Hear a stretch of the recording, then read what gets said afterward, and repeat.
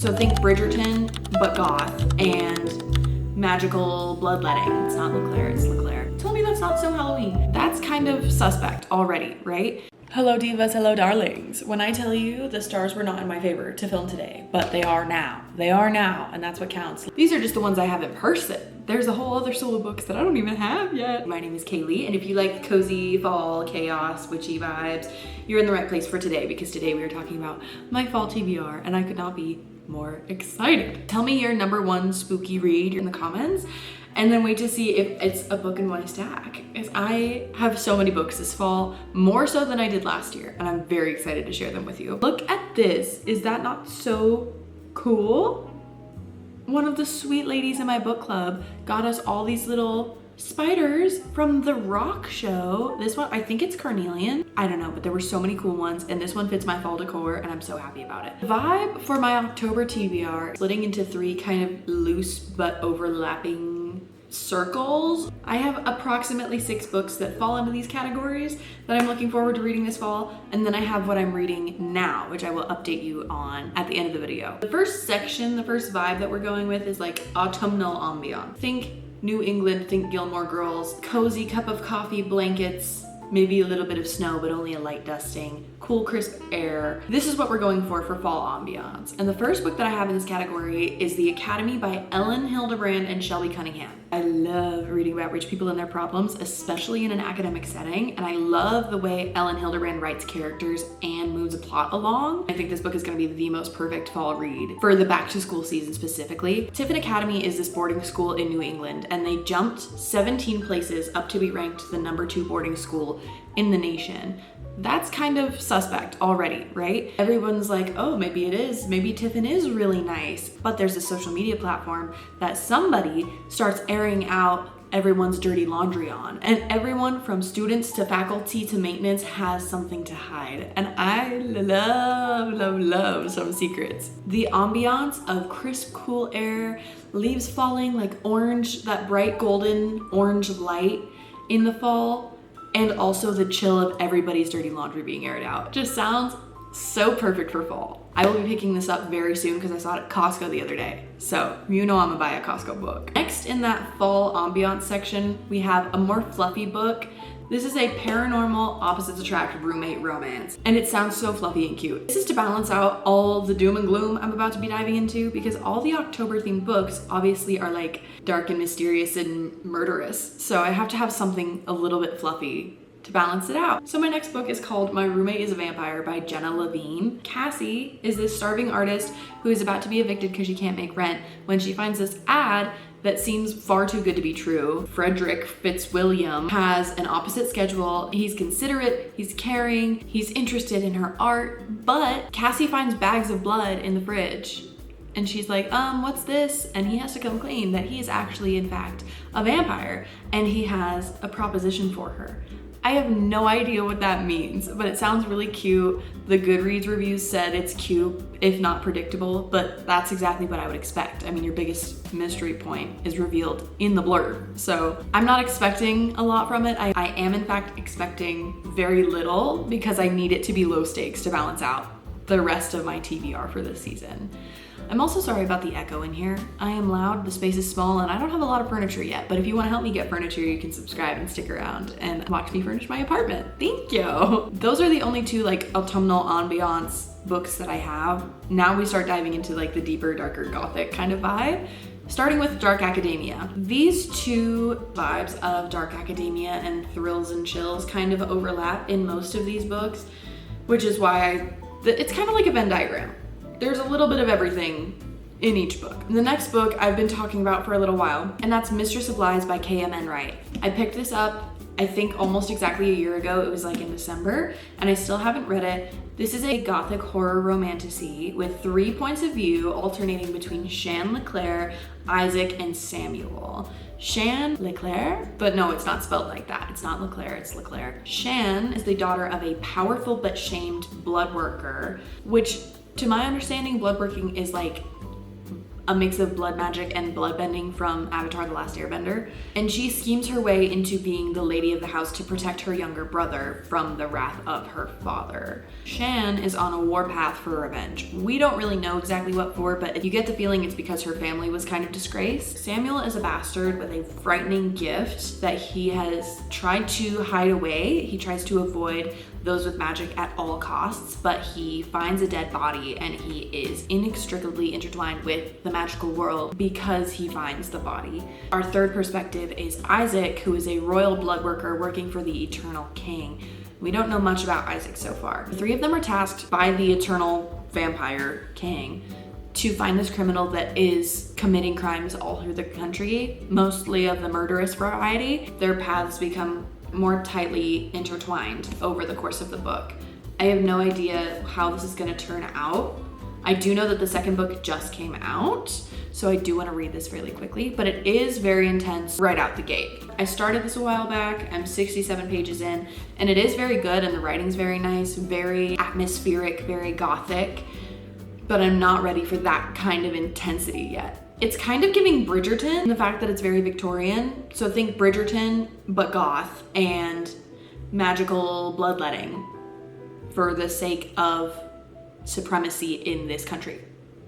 Sounds great. My next book is also a book that I've had for a while and just not read, so it's about time that I do, and fall is the perfect time to do it. That is Ninth House by Leigh Bardugo. The only other thing I've read by Leigh Bardugo is the Six of Crows duology. Oh, that's not true. I read The Familiar as well.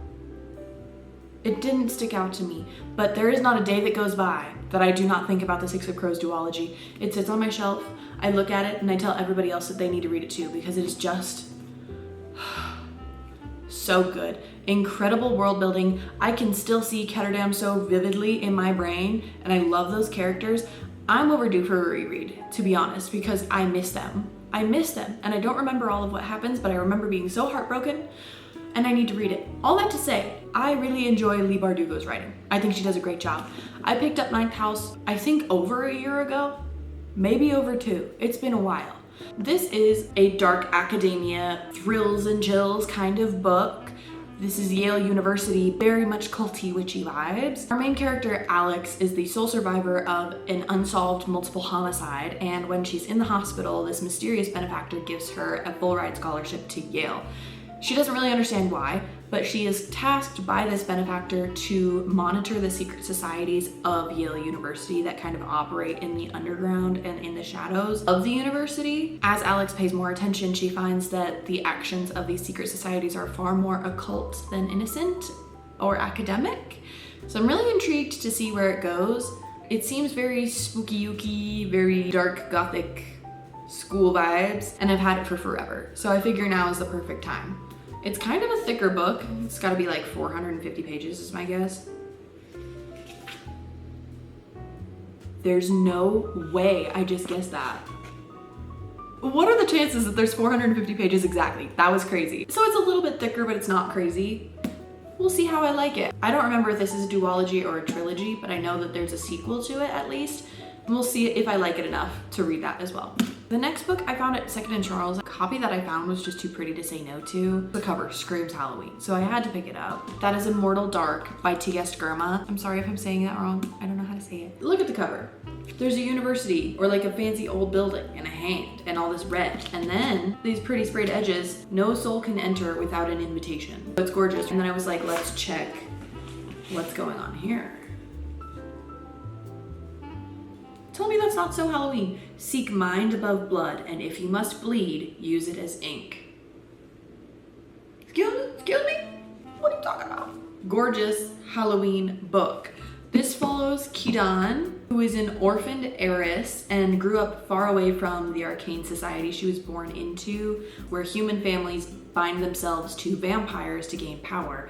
But her sister goes missing, and to find her, she has to infiltrate Uxley University with the help of Susenyos Sagad. I hope I'm saying that right, which is their family's vampire familiar.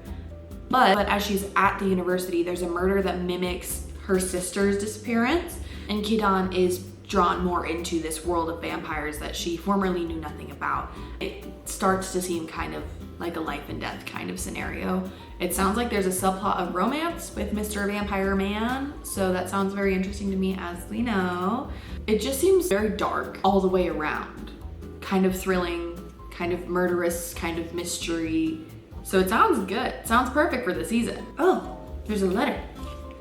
My dearest Kidan, there are many grotesque evils in this world. Trust me, I have encountered them all, yet the most frightening of all is the one of the mind. If you can't beat the sound of your own voice, the look of your eyes, the soul of your body, I ask you to do the most difficult thing of all. Wait.